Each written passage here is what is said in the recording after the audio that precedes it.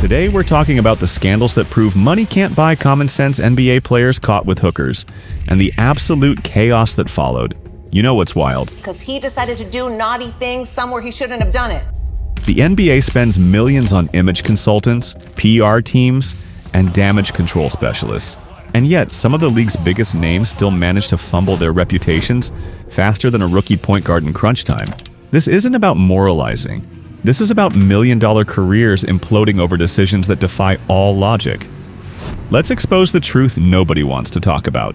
The Lamar Odom scandal. Let's start with a two-time NBA champion, sixth man of the year, married to a Kardashian, which already put him under a microscopic level of scrutiny that would make Big Brother look like amateur surveillance. October 2015.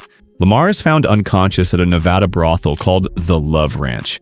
Not just any brothel, The Love Ranch. The same place where you'd expect to find midlife crisis energy and questionable life choices. He'd been there for 4 days. 4 days.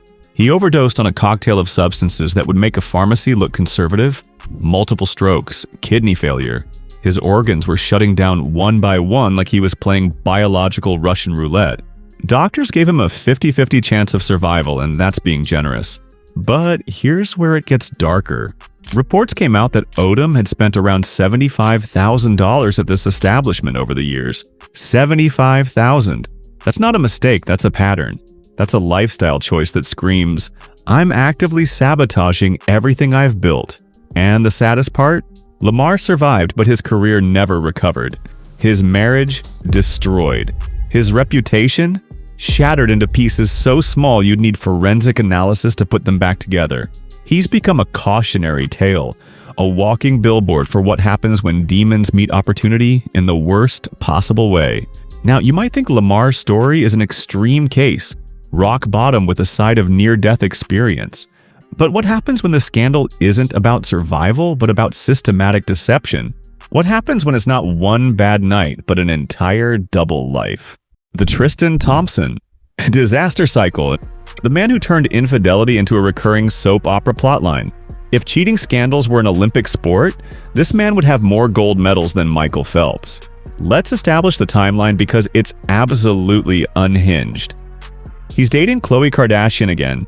Dating a Kardashian means you're under TMZ's surveillance harder than a federal witness. April 2018. Khloe is literally 9 months pregnant with their daughter. And what does Tristan do? Gets caught on video entering a hotel with not one but multiple women. Multiple. The audacity is almost impressive. But wait, there's more. February 2019. Reports surfaced that he hooked up with Jordan Woods, Kylie Jenner's best friend, someone who is practically family. The betrayal wasn't just against Khloe at this point, he nuked an entire social ecosystem. And then because apparently he enjoys watching his life burn, 2021. Another woman comes forward claiming Tristan fathered her child. Spoiler alert, paternity test confirms it.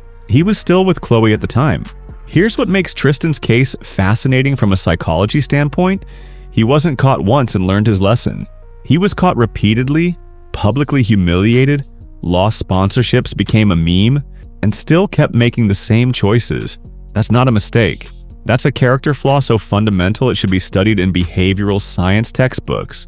The dude threw away respect, relationships, and millions in potential earnings because he couldn't keep it in his pants. And for what? For situations that destroyed trust, damaged his kids' futures, and turned him into a punchline. Brilliant trade-off. Tristan's scandals show us something crucial. It's not always about the initial act.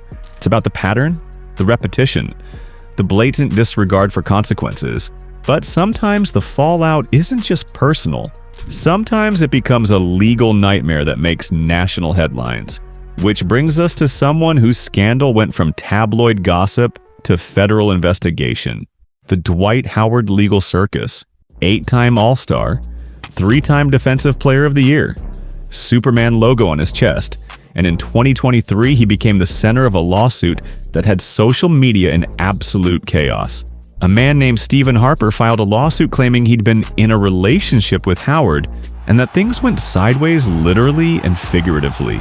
The details are graphic, they're messy, And they're the kind of thing that makes publicists earn every penny of their salary. Now, Howard initially denied everything. Total denial. But then texts surfaced. Messages surfaced. Suddenly, the story got a lot more complicated than a simple, "that never happened."